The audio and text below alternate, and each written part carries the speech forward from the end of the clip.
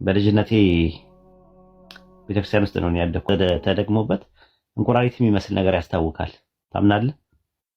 ዲያቆን ነው ግን እዛ ያሉ ደብተራዎች ናቸው እንደዛ ያደረጉበት እና በጣም ገፊ ቤት ነው። መጨረሻ አሁን ስለማቀው ገፊ ቤት ነው። በተለያየ ነገር መስተዋድድ፣ መስተጻምር፣ መስተአምር ይሄ እንትን የሚባሉ ነገሮች አሉ። ራሱ በደንብ የምታያቸው ነገር አለ። የመስበክ ቅዱሳን ምናምን የሚባሉ ነገሮች መጽሐፍቶች አሉ። እንትን የሚሉበት ማለት ደብተራዎች የሚጠቀሙበት መጽሐፍ አለ። እንጃ ቤቱ እኔ ሰላም ያለው ቤት አይመስለኝም። አሁን ተስተካክሎ እንደሆነ አላውቅም። እንግዲህ ያኔ ነው በ13 ዓመቴ ከኦርቶዶክስ ጋር ለአንድና ለመጨረሻ ጊዜ የተፋታ ነው። ቻው ብዬ የወጣሁት ማለት ነው። እኔ ከኦርቶዶክስ ወጣ በእውቀት አይደለም የወጣሁት። ከወጣሁ በኋላ ነው እንደውም ኦርቶዶክስን በደንብ ያወቅኩት። ማለት አውቃለሁ በልጅነት እንትን እውቀት አለ።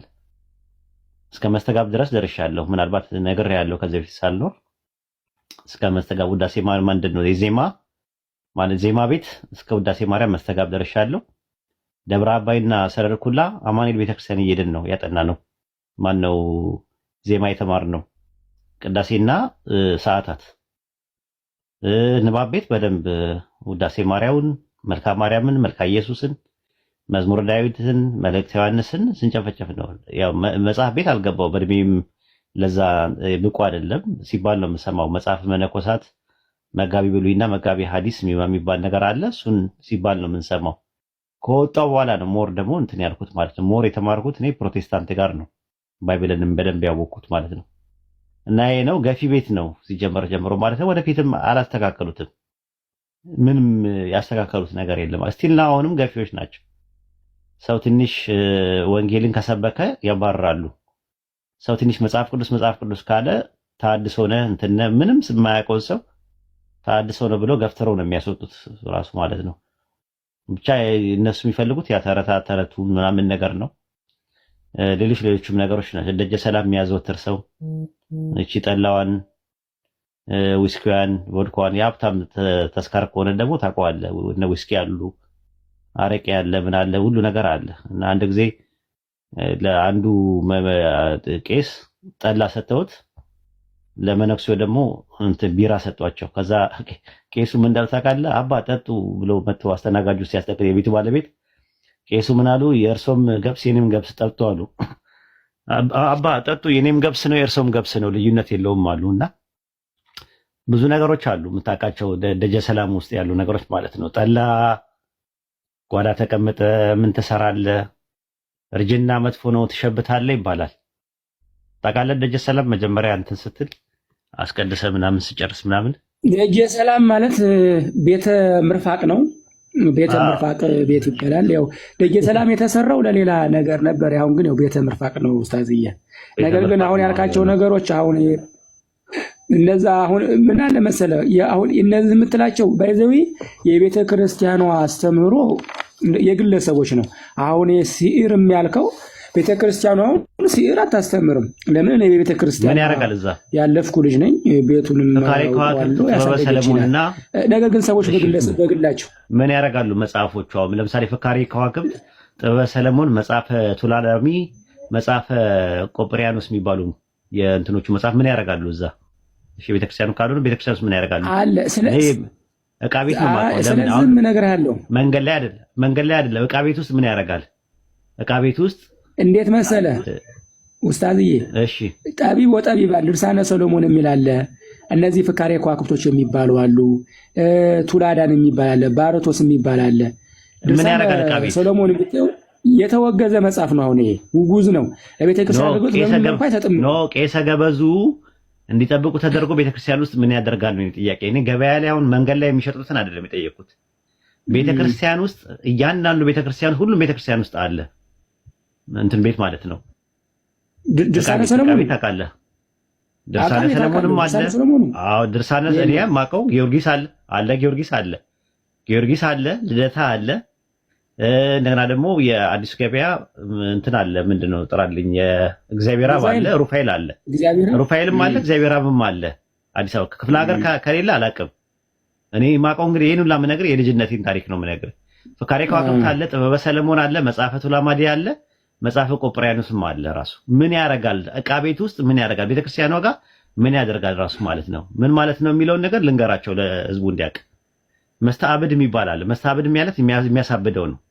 ሰዎችን ማሳበድ ሲፈልግ ለማሳበድ ስትፈልጉ መስተአብድ የሚባል አለ፣ የሚደገም አለ። ያንን ከደገማችሁበት ያ ሰው ያብዳል፣ መስተአብድ ይባላል። ሰዎችን የሚያጣላ አለ። ሰዎች የተፋቀሩ ሰዎችን ማጣላት ሰው ከፈለገ መስተጻረር የሚባል አለ፣ የሚደገም። አንድ ሰው ደግሞ እምቢ ብላው ሴትየው አልፈልግም ካለችው መስተዋድድ የሚባል አለ፣ የሚያዋድድ። የሚያጣምር አለ፣ መስተጻምር የሚባል አለ። የሚያሳውቅ አለ፣ መስታምር። ትምህርት አልገባው ያለ ሰው አበሾ ይወስድና እንትን ይላል ማለት ነው። ይሄ ሁሉ ያለው ቤተክርስቲያን ውስጥ ነው ያለው። ለምን ያደርጋል ነው የኔ ጥያቄ። ምን ያደርጋል ቤተክርስቲያን ውስጥ? እኔ ገበያ ላይ መንገድ ላይ ከቤተክርስቲያን ውጭ የሚሸጡትን አይደለም የምለው።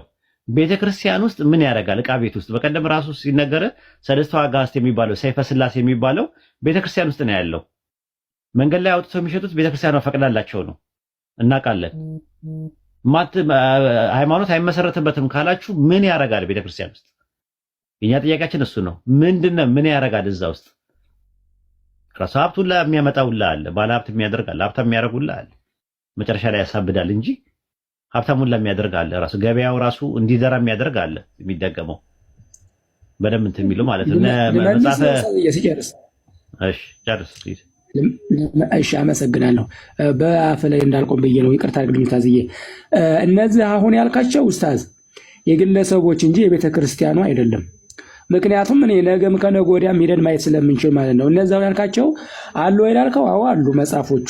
ግን በቤተ ክርስቲያን ማን ያስገባቸው? አሁን ካልካቸው አይ አልገቡም ኡስታዝ። እነዚህ እኮ እኔ እኮ አሁን ይሄ ቤተ ክርስቲያኗ ድግምት ጥንቆላ አትፈቅድም። ሰዎች በግለሰብ የሚሰሩ መዝገብ ቤት ዕቃ ቤት ውስጥ ምን ያደርጋል? ከነዋይ ቅድሳቱ ጋር አብረው ምን ያደርጋሉ ነው የኔ ጥያቄ። እንግዲህ ኡስታዝዬ ይሄኛው የሚቀመጥ አሁን ለምሳሌ ድርሳነ ሰሎሞን የጻፈው ድርሳነ ሰሎሞን አሁን ተወግዟል በማኅበረ ቅዱሳን። በነገራችን ላይ በተለይ አሁን ላይ ጠያቂቱ ቤተክርስቲያን ተወግዟል። ድርሳነ ሰሎሞን ማን ያወገዘው? ማኅበረ ቅዱሳን እንዳገዙ ተነግሯል። ማኅበረ ቅዱሳን ሲጀመር የማውገዝ ስልጣን አላቸው እንዴ? ምን ያውቃሉ? ተወግዟል ማለት እኮ የክህነት አይደለም እኮ ይሄ፣ እንዳገዙ የተከለከለ ሲሆን ይደረጋል። ምን አገባቸው እነሱ? ማውገዝ አይችሉም። ራሱ ቤተክርስቲያኑ ያላወገዘችውን ማኅበረ ቅዱሳን ማለት ሲጀመር ማኅበረ ቅዱሳን የሚባል እኮ አይታወቅም። ራሱ ቅርብ ጊዜ የተመሰረተ ነው አሉ። ከጥንትም ጀምሮ የነበረ አይደለም። ማኅበሩ ከጥንትም ጀምሮ ነበር። ማኅበረ ቅዱሳንና ማኅበረ መብዙኃን የሚባለው አንደኛው እንደውም ታድሶ ሆኖ ነው የተባረረ። ማኅበረ መብዙኃን የሚባለው ስለዚህ ሰዎች የመሰረቱት ማህበር የጽዋ ማህበር ነው። የጽዋ ማህበር ሊያወግዝም አይችልም። ምን አገባቸው እንዳለ የሚያውቁት። እኔ የምለው ቤተክርስቲያኒቷ ወይም ሲኖዶሱ አውግዟል። እነዚህ መጽሐፍቶች አውጡና ጣሉ ብሏል ወይ ሲኖዶሱ? ድርሳነ ሰሎሞን ተከልክሏል። ድርሳነ ሰሎሞን ኖ አይ የተከለከለው ይላል። በቅርብ ቀን እንደውም የዛሬ 6 ወር በሆነ አካባቢ ላይ የሆነ መጽሐፍ ነው የተወገዘው እንጂ ድርሳነ እሱ ዮሐንስ ነው የዮሐንስ ነው። እሱ ሕጸጽ ስላለበት ነው ከእንትን ጋር ሕጸጽ ስላለበት እሱ ነው ማለት ስለዚህ ሰለሞንና መጽሐፈ ቱላዳሚ ምናምን የሚባሉ መጽሐፈ ቆጵርያኖስ የሚባሉ መጽሐፈ ቱላዳሚ ምናምን ታዲያ እነዛ ወደ ነገስት ምናምን የሚባሉ ታዲያ ጥበበ ሰለሞን ምናምን ነገር እስቲል ነው አሉ ቤተክርስቲያን ውስጥ ከወጡ ንገሩኝ በማስረጃ ሲኖዶሱ ያወገዘበት ንገሩ። እነዚህ ያልካቸው ችግሮቹ ነበሩ ወይ? አዎ ነበሩ። ግን ቤተክርስቲያኗ አይደለችም። ቤተክርስቲያኗ ጥንቆላን አትቀበልም። ከነዋየ ቅድሳት ጋር ግምዣ ቤት ውስጥ ወይም ደግሞ ዕቃ ቤት ውስጥ ምን ያደርጋል? ቄሰ ገበዙ ለምንድን ነው ሊጠብቁ እሱን የተደረጉት? እስቲ ቆይ ልንገር ከአገልግሎቱ ኡስታዝ። አሁን እንደው ለምሳሌ ቱላዳን ምን ይጠቅማል ለቤተክርስቲያን? እስቲ የሚጠቅመው አሁን ቱላዳን ጸሎት የሚጸልይ ነው በነገራችን ላይ ከሸያጢን ጋር የተያያዘ እኮ ነው ነገር ነው አይደል እንዴ? ከሸያጢን ጋር የተያያዘ ነው። ህቡስም ነው መተትና ድግምት ምንድን ነው? ህቡስም ያለበት ነው። ህቡስም ያለበት ታዲያ ለምንድን ነው የሚያሳብደው የሚያጣላው የሚያፋቅረው? እሺ አንተ ታምናለህ? አልገባም ሲል ትምህርት አልገባም ሲላቸው ሰዎች ለትምህርት የሚገልጽን የሚደገመውን ታውቀዋለህ? በሚገባ ታውቀዋለህ ሳይሆን እኔ አላውቀውም፣ ግን እንደሚደረግ አውቃለሁኝ። እኔ ጠንቅቄ አውቃለሁኝ እንደሚደረግ አውቃለሁ። እኔ ትክክል ነህ፣ አልዋሽህም አንተ። ነገር ግን ከቤተ ክርስቲያኗ ፍቃድ አግኝተው ነው ታልክ፣ እንደዛ የለም።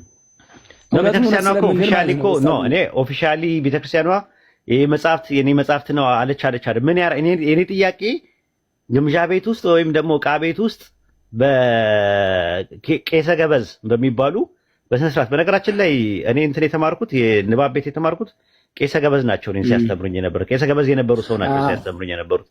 በዛ የተነሳ ነው እነዚህ መጽሐፍቶች እዛ ውስጥ ያሉ። ለምን ምን ያደርጋሉ? መልስ የለም። እኔ እስካሁን ድረስ መልስ አላገኘሁለትም።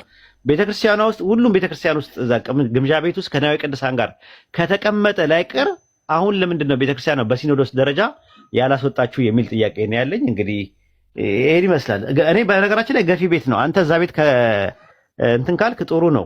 ግን ገፊዎች እንደሆኑ ብዙ ሰዎች ጴንጤ ሳይሆኑ ጴንጤ ናችሁ ተብለው ነው የወጡት። የዘር ጉዳይ አለ ራሱ በጣም የዘር አደገኛ የእንትን ጎጃሜና ጎንደሬ የሸዋ የምናምን ወለየ የተባለ ክፍፍል ሁላ ነበረ እኔ ሳቀው ማለት ነው። ከዛ ደግሞ ትግሬ ከሆነ ደግሞ እንደዚሁ ችግር ነበረበት።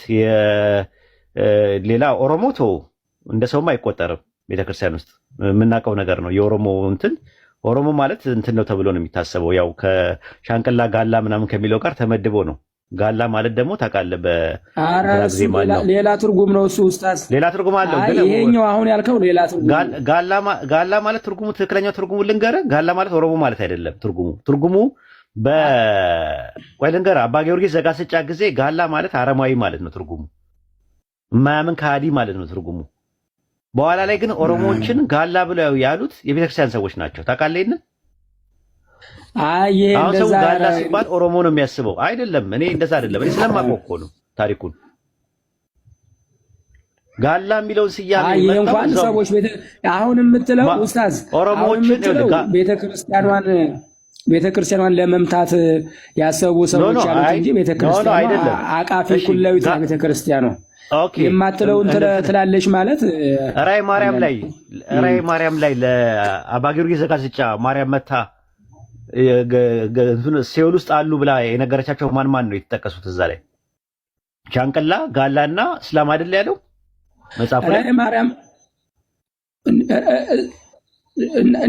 እነዛ ጋላ የሚለው ተተርጉሟል እኮ ታዲያ። ጭፍራ ወታደር ጭፍራ ማለት ነው እኮ ነው የተባለ ማለትም ነው። አረማዊ በሚለው ነገር ግን ጋላ የሚለውን ስም ለኦሮሞ እንደ ማብሸቂያ ስም አድርጎ የተጠቀመው እነማን ናቸው?